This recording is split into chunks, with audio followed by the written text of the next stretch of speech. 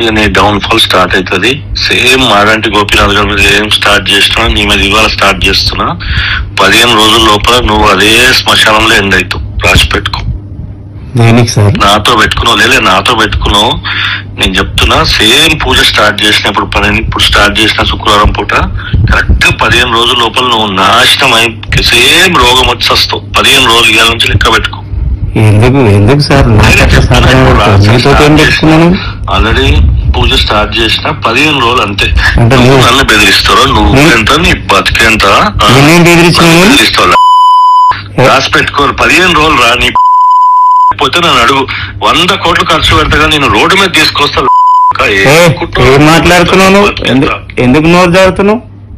ఏమన్నా నిన్న చూడు సేమ్ కుక్క సావు కిడ్నీ రోగం వస్తుంది రేపు పొద్దు నుంచి నీకు.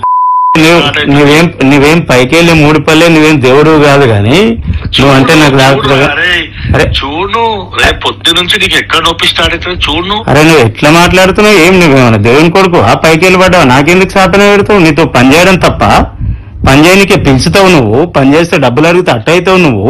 ఇదేం పద్ధతి అని నాకు అర్థం కాదు. చెప్పి చేస్తున్నాడు చూడు. నువ్వు నాకు అర్థం